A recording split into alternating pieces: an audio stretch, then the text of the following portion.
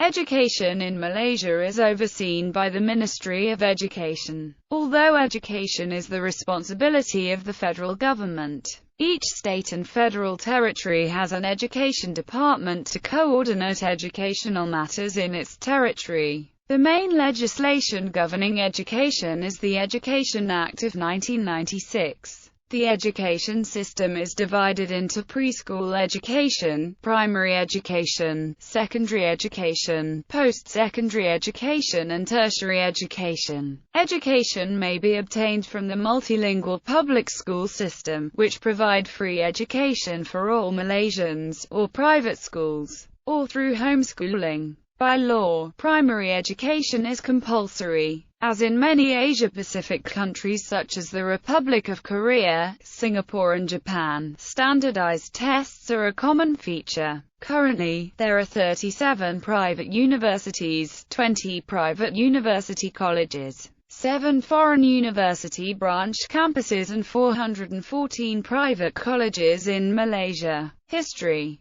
Sekolah Pondok, Madrasah and other Islamic schools were the earliest forms of schooling available in Malaysia. Early works of Malay literature such as Hikayat Abdullah mention these schools, indicating they predate the current secular model of education. Secular schools in Malaysia were largely an innovation of the British colonial government. Many of the earliest schools in Malaysia were founded in the Straits settlements of Penang, Malacca, and Singapore. The oldest English-language school in Malaya is the Penang Free School, founded in 1816, followed by Malacca High School, St. Xavier's Institution, King Edward VII School and Anglo-Chinese School, Klang. Many English-language schools are considered quite prestigious. British historian Richard Doe Winstead at work to improve the education of the Malays and was instrumental in establishing Sultan Idris Training College with the purpose of producing Malay teachers. Richard James Wilkinson helped establish the Malay College Kuala Kangsar in 1905, which aimed to educate the Malay elite. Initially, the British colonial government did not provide for any Malay language secondary schools, forcing those who had studied in Malay during primary school to adjust to an English-language education. Many Malays failed to pursue additional education due to this issue. Despite complaints about this policy, the British Director of Education stated, "It would be contrary to the considered policy of government to afford to a community, the great majority of whose members find congenial livelihood and independence in agricultural pursuits, more extended facilities for the learning of English which would be likely to have the effect of inducing them to abandon those pursuits." Malay representatives in the Federal Council as well as the Legislative Council of Singapore responded vehemently, with one calling the British policy a policy that trains the Malay boy how not to get employment, by excluding the Malays from learning in the bread-earning language of Malaya. He remarked, "In the fewest possible words, the Malay boy is told, you have been trained to remain at the bottom, and there you must always remain. Why, I ask, waste so much money to attain this end when without any vernacular school, and without any special effort,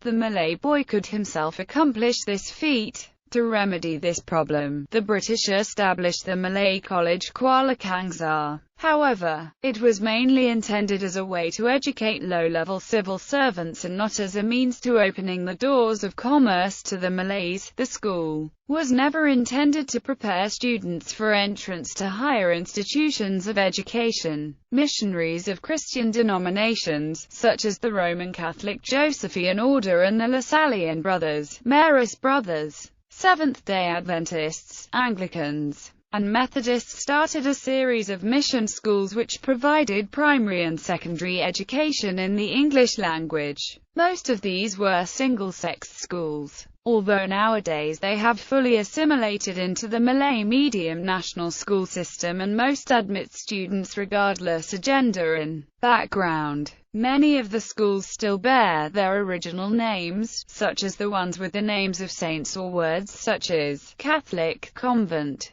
Advent, and Methodist.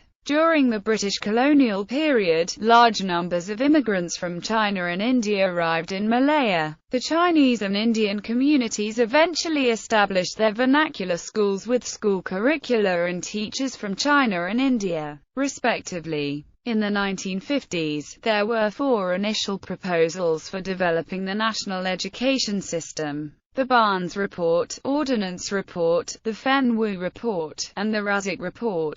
The Barnes proposal was implemented through the 1952 Education Ordinance amidst Chinese protests. In 1956, the Razik Report was adopted by the Malayan government as the education framework for independent Malaya. The Razik Report called for a national school system consisting of Malay, English, Chinese and Tamil medium schools at the primary level, and Malay and English medium schools at the secondary schools, with a uniform national curriculum regardless of the medium of instruction. Malay medium schools would be known as national, while other languages schools would be known as national type. In the early years of independence, existing Chinese, Tamil and mission schools accepted government funding and were allowed to retain their medium of instructions on the condition that they adopt the national curriculum. Chinese secondary schools were given the options of accepting government funding and change into English national type schools or remain Chinese and private without government funding. Most of the schools accepted the change, although a few rejected the offer and came to be known as Chinese independent high schools. Shortly after the change, some of the national type schools re-established their Chinese independent high school branches. In the 1970s, in accordance to the national language policy, the government began to change English medium primary and secondary national type schools into Malay medium national schools. The language change was made gradually, starting from the first year in primary school, then the second year in the following year, and so on. The change was completed by the end of 1982. In 1996, the Education Act of 1996 was passed to amend the Education Ordinance of 1956 and the Education Act of 1961. In 2004, the Ministries of Education were split into 2, which are Ministries of Education and Ministries of Higher Education. The latter handles matter regarding tertiary education. However, both ministries were recombined in 2013 to form a single Ministries of Education. It were re-split again 2015. School grades. The school year is divided into 2 semesters. The first begins in the beginning of January and ends in late May. The second begins in early June and ends in November. Preschool education. There is no fixed rules on when a child needs to start preschool education, but majority would start when the child turns 3 years old. Schooling can begin earlier, from 3 to 6, in kindergarten. Preschool education usually lasts for 2 years, before they proceed to primary school at age 7. There is no formal preschool curriculum except a formal mandatory training and certification for principals and teachers before they may operate a preschool. The training covers lessons on child psychology, teaching methodologies, and other related curricula on child care and development. Preschool education is not compulsory. Preschool education is mainly provided by private for-profit preschools, though some are run by the government or religious groups. Some primary schools have attached preschool sections. Attendance in a preschool program is not universal. While people living in urban areas are generally able to send their children to private kindergartens, few do in rural areas. Registered preschools are subjected to zoning regulations and must comply to other regulations such as health screening and fire hazard assessment. Many preschools are located in high-density residential areas, where normal residential units compliant to regulations are converted into the schools. Primary education. Primary education in Malaysia begins at age 7 and lasts for 6 years, referred to as Year 1 to 6. 1 to 6. Year 1 to Year 3 are classified as Level 1, while Year 4 to Year 6 are considered as Level 2. Students are promoted to the next year regardless of their academic performance. From 1996 until 2000, the Penilaian Tahap 1 or the Level 1 evaluation was administered to Year 3 students. Excellence in this test allowed students to skip Year 4 and attend Year 5 instead. However, the test was removed from 2001 onwards due to concerns that parents and teachers were unduly pressuring students to pass the exam.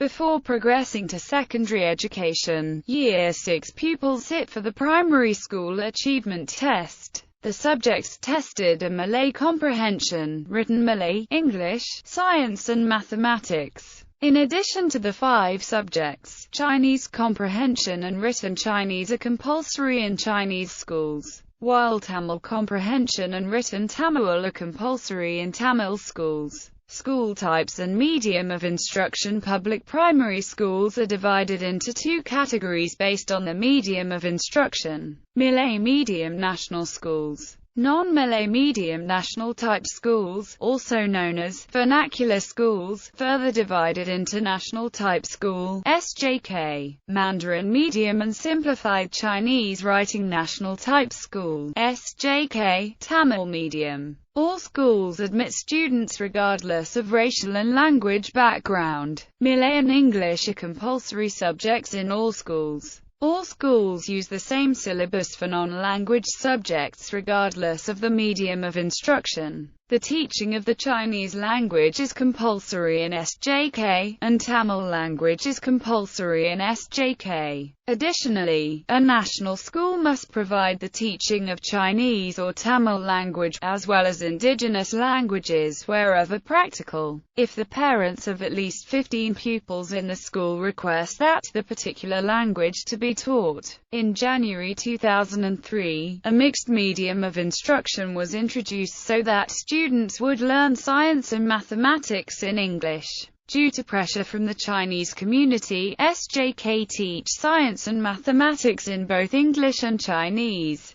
However, the government reversed the policy of teaching science and mathematics in English in July 2009, and previous languages of instruction will be reintroduced in stages from 2012. By degree of government funding, national schools are government-owned and operated, while national-type schools are mostly government-aided, though some are government-owned. In government-aided national-type schools, the government is responsible for funding the school operations, teachers' training and salary, and setting the school curriculum, while the school buildings and assets belong to the local ethnic communities, which elect a board of directors for each school to safeguard the school properties. Between 1995 and 2000, the 7th Malaysia Plan allocation for primary education development allocated 96.5% to national schools, which had 75% of total enrollment.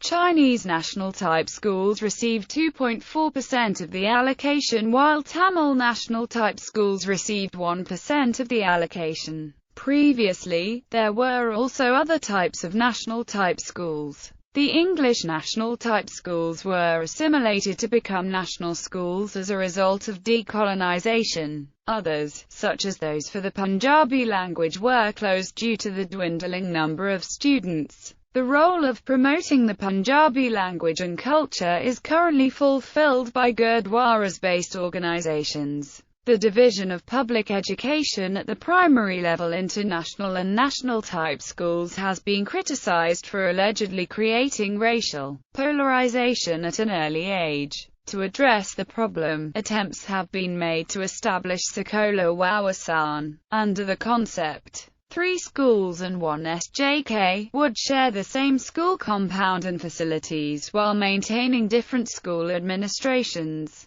ostensibly to encourage closer interaction. However, this was met with objections from most of the Chinese and Indian communities, as they believe this will restrict the use of their mother tongue in schools.